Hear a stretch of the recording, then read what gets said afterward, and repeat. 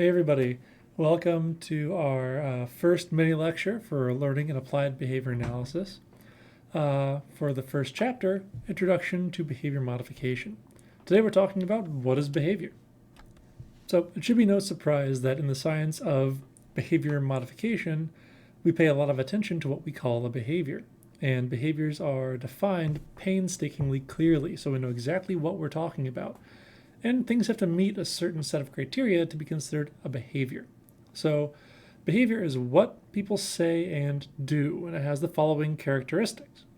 It's what people do and say. It has dimensions that can be measured. It can be observed, described, and recorded. They have an impact on the environment. Behaviors are lawful, and they can be overt or covert.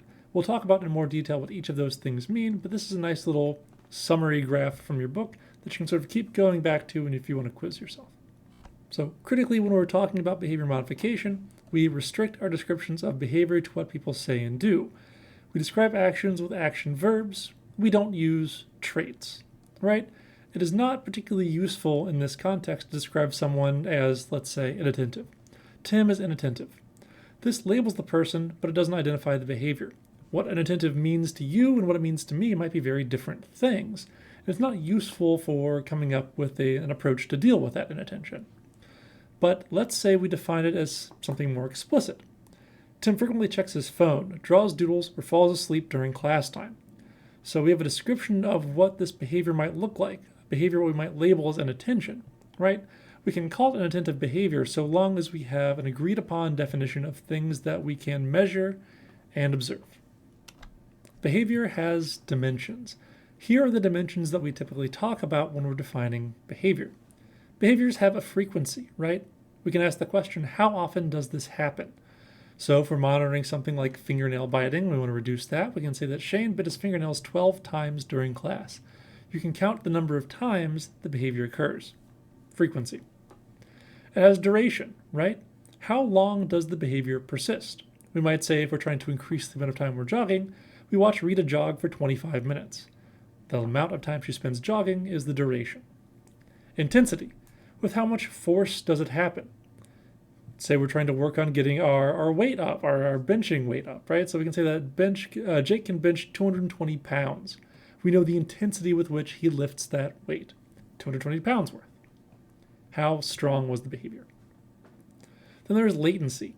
How quickly did it happen? So this can be a little bit tricky, right? It's not frequency. It's not how many times did it happen during a given time period. It is how quickly from a given event does the behavior begin, right?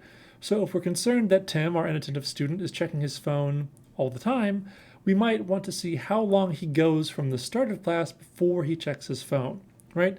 So if he checks his phone 5 minutes into class, we can say there's a latency of 5 minutes, right? From the event, the start of class, he checks his phone for the first time, 5 minutes in. So the latency to the behavior from that given moment is 5 minutes.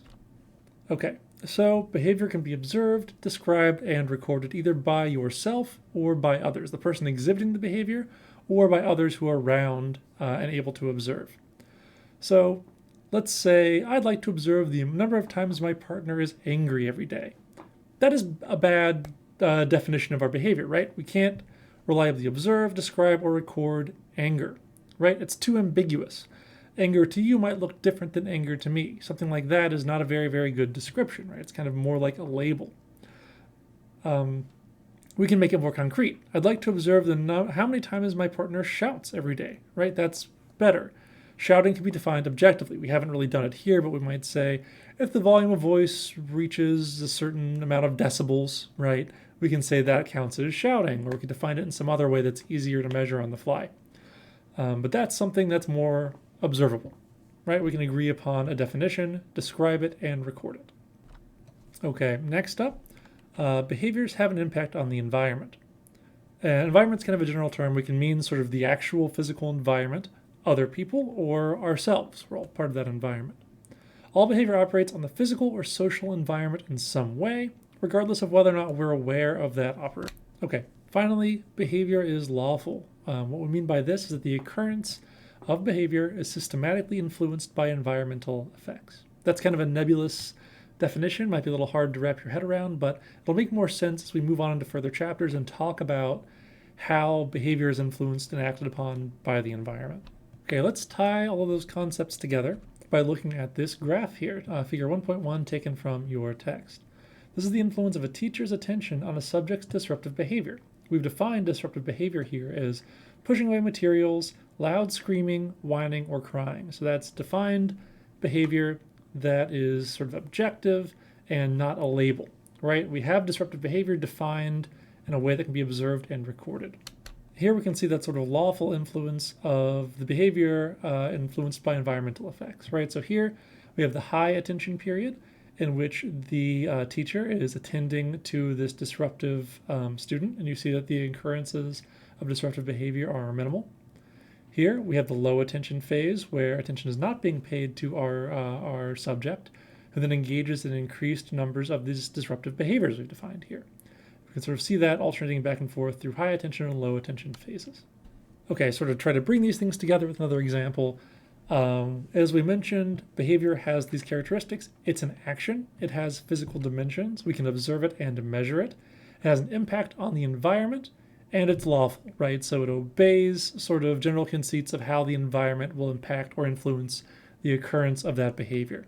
So let's talk about that through this example of a slot machine. Okay, so here is our example. Our friend Brett sits in front of a Gone with the Wind slot machine, inserts some money, and presses the button. This behavior causes the wheels to spin and lights to flash. The machine then dispenses some money. Brett inserts more money and pushes the button again. Okay, let's talk about all of those aspects in light of this example, right? It's an action. Presses the button. That is an action-oriented thing that we can talk about. It has physical dimensions, right? We can say that he has pushed the button twice during the period we've been observing him. So there's frequency there. We could measure other things if we wanted to. Perhaps we're interested with the latency. So how long does it take him from entering the casino to sitting down and pushing a button? Or perhaps the strength of the behavior, right? How hard does he push the button or crank the lever? Does he really get into engaging with it?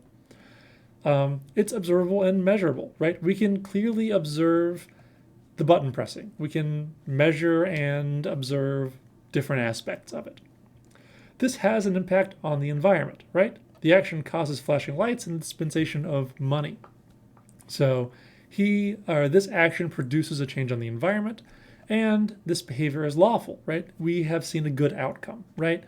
This is reinforcing. Lights and money and all of that coming out motivate continued operation, right? So more likely to push the button again after a good outcome. That's something we'll talk about more in our chapter on reinforcement, but it's okay. That's it for our first section on defining behavior. See you next time.